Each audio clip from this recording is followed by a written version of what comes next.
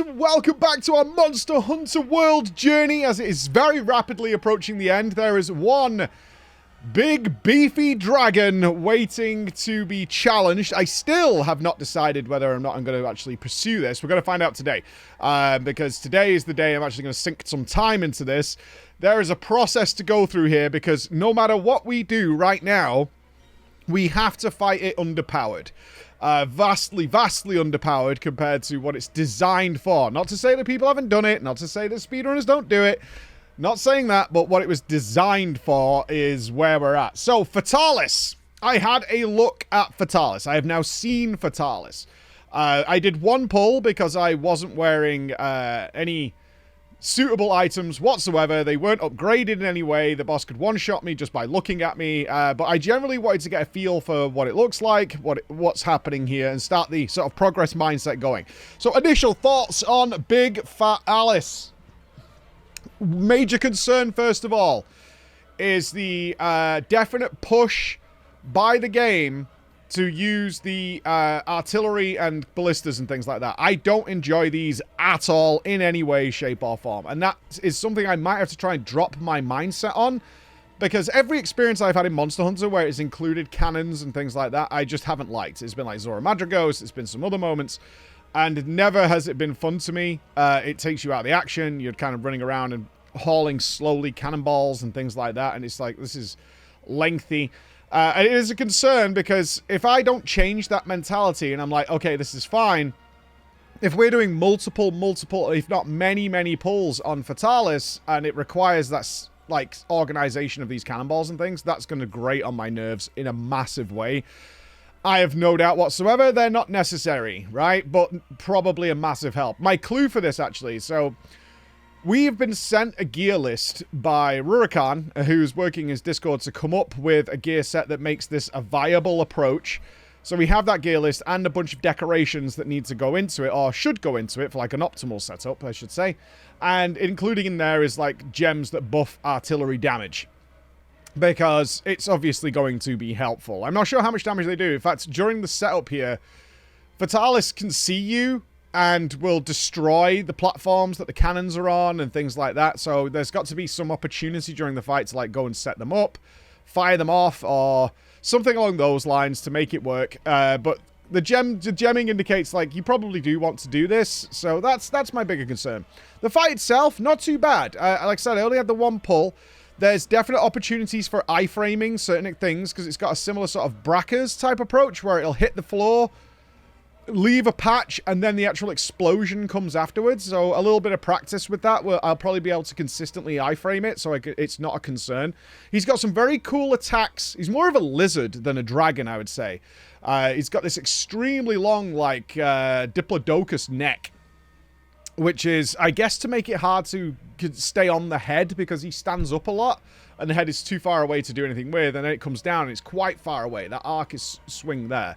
But his attacks cover entire halves of him, which makes me think, just from a cursory glance, you kind of want to stay near the front, because if you go to like the side to like attack a leg, like you would with Alatreon, you would come in at the side on the front leg, and that kind of makes his attacks much more not directly in front of him and safer. His fire breath goes all the way down the side of his body, which is very, very long, because he's an enormous dragon. Like, his welcoming cutscene is quite impressive, to say the least. So I think you want to stay in front, because I found, like, circling around his front gave you opportunities. Again, I pulled this for, like, 2 minutes, so this might be entirely wrong. But my cursory glance at the fight was like was that approach. He's also very wide. He does this like slithery snake wriggle across the floor, which is very wide because it includes his claws. So I'll need to track that to go to the sides. But either way, seems okay. Extremely deadly. Don't know how long this fight is. Had a quick look at it to see what's going on. My big concern, of course, is the use of the weaponry within the fight, if that keeps taking me out of it. Another concern, actually, I know it sounds dumb, but I don't like being out of the action. One of the cool things about progressing Alatreon is you just get back into the action. There's also a huge sense of urgency with getting back to the fight because there were so many time limits. I don't know if Fatalis has check marks or a weird gimmick yet. Obviously, after Alatreon, I'm expecting it to have some sort of strange gimmick going on. So far, the handlers haven't really pointed to anything. You know, it was very obvious with Alatron. It's like, elemental weapons, you should do something with elemental weapons, right? I haven't had that yet. It's been more like, okay, get in there and see what's going on. So more progress will need to take place on that to figure out what to do. But as I was saying, the other concern is you have to, like, manually fly back into the fight. Typically, when you get on a wing drake, it just warps you to the fight and you get back into it. This, like, manually carries you down to the fight arena. And it's lengthy. It's like 30 seconds or something to get back in. And I'm like, oh, it's a lot of downtime when I want to be in the fight and getting things going. So I'll see how that goes. Those are my first looks. Fight itself, very epic, very intense, and obviously extremely deadly. I'm thinking right now, like, fireproof cloak, because I got this gear set, but it didn't tell me cloaks or anything. So I'm like, a fireproof cloak, maybe rock steady so I can get out of certain things. Maybe we want to go with temporal just to guarantee the dodge and maintain uptime, something along those lines. I have no doubt this thing has hilarious amounts of health, but we'll see. We'll see how it goes. I'm going to put some time into it today. I'm going to somewhat ignore the ballistas and things for now, just so I can get a feel for its moveset. I just want to start picking up on, like, okay, this is an opportunity, this is a way in, things like that. And because I imagine his moves are going to carry on all the way throughout. It's not like I can cannon him over and over and over and over again. So I'm going to just figure out, like, how do I avoid? How do I survive, essentially? I want to survive. In fact, in the pull I did, I barely attacked it. I was like, I just want to see what it's doing and try and pick up on the tells and the animations of, like, okay, this is this attack, this is that attack. So some time on that is where we're going to go. But as I said, we weren't wearing anything good. So I did draft in the multiplayer heroes. Like, the people who have made this possible to skip various things, I probably wouldn't have even done Alatreon if it wasn't for these people. Like, my heart goes out to them. YouTube and Twitch, who've joined in with this, enable us to get the gear sets and things. So we got the gear, I think, in about 25 minutes. Something stupid like that. We needed to kill a lot of bosses. It was like we needed to kill, like, some high-rank stuff that we were missing for upgrades. We needed to get Alatreon's weapon, which we did instantly. We needed to get, like, Raging Bracky stuff, all these kind of things, and just annihilated all those bosses and got the armor that we needed almost on one-shots each time. We needed to do, like, a Seething Nerd, things like that. One thing we did do, which some people were, like, fake mad about, I know we're not really mad, was Brute Tigrex. Because I was like, you haven't done that one yet. It's a solo thing. I was like, dude, after what we've done, Brute Tigrex ain't a thing. And then many people were like, it's actually way easier than the first Tigrex. It's similar to Tempered Frostfang Barioth. Is compared to my first time fighting Barioth, Frostfang Barioth was a complete joke. Like, absolutely annihilated him into the floor. So it'd be something similar with that Tigrex. I know there is a couple of other bosses I haven't done, I have access to, but they are modifications on something else. I think there's one called Garuda. Garuda's an FF14 boss, but something similar that I probably need to check out at some point. But other than that, our target is Fatalis. That was the joke. That was the focus. However, here's where things get a little... This is my first major downside of Monster Hunter. Really is. Right? Throughout this whole journey, it's been a case of there is jank in this game. There are some very wonky hitboxes. But you always, like, tailored it to the boss itself being a jerk and doing things. Now I'm at endgame. There are mechanics here that I really don't like. And particularly its decorations. And I know, based on what I've seen, I am not the only one. Because this system is straight trash. It is straight trash. Decorations, for anybody who doesn't play Monster Hunter, are just your gems that you're putting into your armor for various skills. These skills are really important, right? This is how you tailor your character.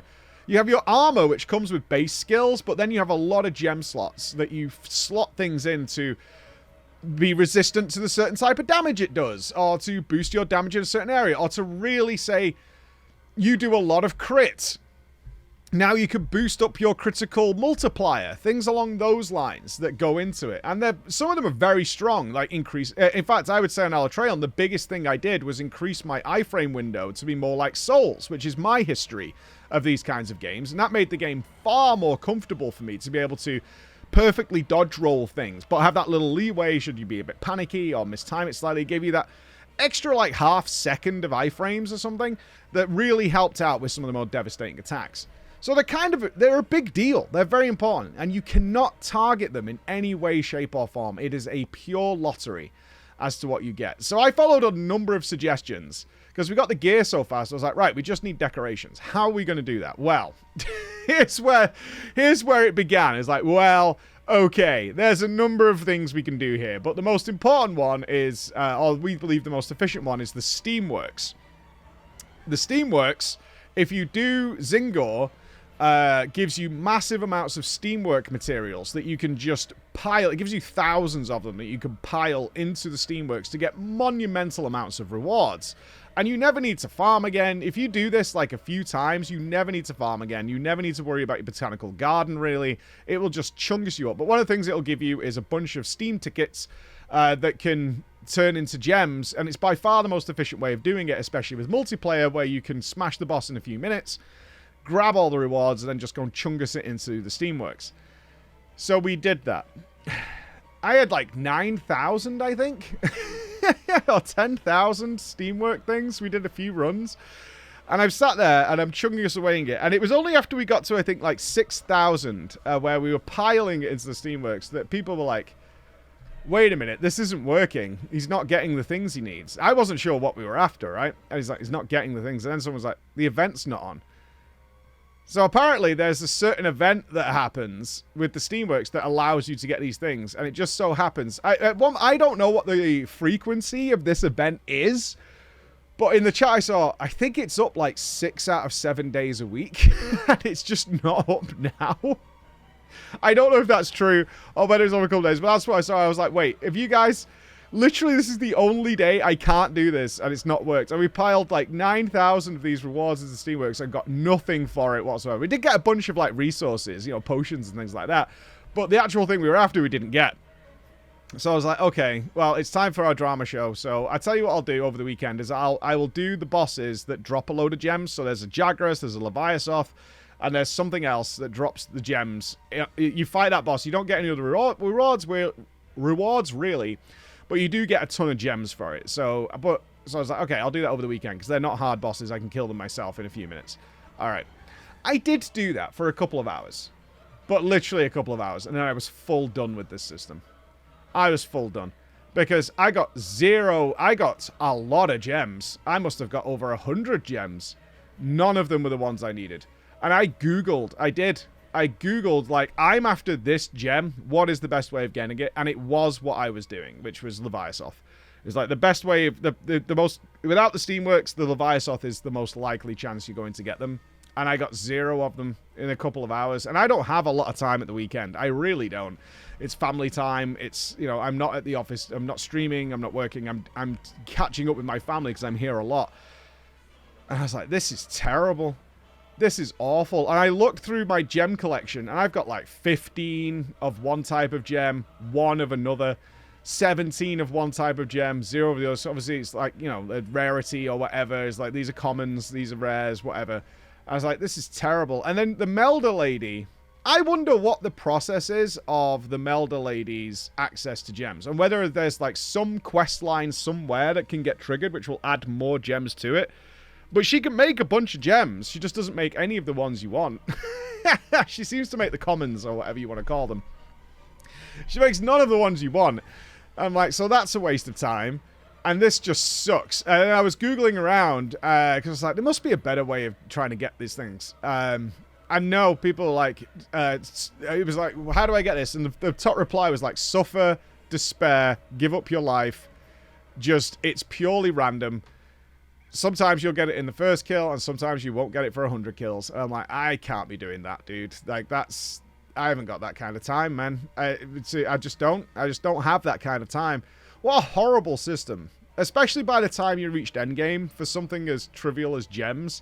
It also really bothers me that you can't meld stacks. If you've got 17 of a base type of gem, you should be able, in a Diablo or style fashion, to meld them together to be like, oh, I never got like the top tier gem, like the hard version of it, but I got like tons and tons and tons of the small ones. And even if it takes like 30 of them to get it up there, that's fair, because you've had to acquire 30 of the bloody gems to get there, and you have to pay resources to do it. get to the end game gems, because you still want the small ones for like the one slot gem slots, but it kills my soul. So I tried. No more than a couple of hours. I'm not going to lie. It wasn't like I'd farmed all day or anything, but it was the only time I had over the weekend. And I'm like, this is not working. Maybe I get it on the next kill. Maybe I don't. And that's what kept me going in for the 2 hours. I was like, well, I'll just do one more. I'll just do one more and see what we get. And it was just a page full of gems. And none of them were anything that I wanted. And I was like, this just sucks. This is just really suck. I think it's one of the weaker parts of the game at that point where you're like, I just want to prepare to fight your really cool, awesome boss, and I would like to get some decorations for it. Because it's not an exciting part of the game, is gemming out your character. What the joy is in having the variety to be like, okay, I want this, this, and this, and now I'm doing this, which is like an elemental boss. I want this, this, and this, and this. Like, meshing it all around. I really wish you could target farm these things. I get it, all these games have some sort of farm grind process to go through. Whatever. It's not for me. It's not for me. So I think what I'll do is forgo that process and use what I have as best I can see it fit into how I'm fighting. Ultimately, I don't mind, as you've seen with Alatreon, things being a little harder on myself. I just have to be better than be optimal. Because we're never going to be optimal against this fight. Never. We're not going to have the augmented characters, the health augmented characters. We're not going to get that. That requires a huge grind. We're at Master Rank 50-something, I think. And it's like a lot of the cool stuff doesn't arrive until Master Rank like 99 or 100 or something like that. Even some of the like item upgrades that I would really like don't happen till then, and it's like you've got to go and farm the grinding lands to do it. I get it. They want people logged into their game for a long time and have an endless game loop, and people really like that. So maybe I'm the odd one out here, but it's not for me. Tomorrow, I will update you on how Fatalis went, and what are we going to do? We'll see. Bye, guys.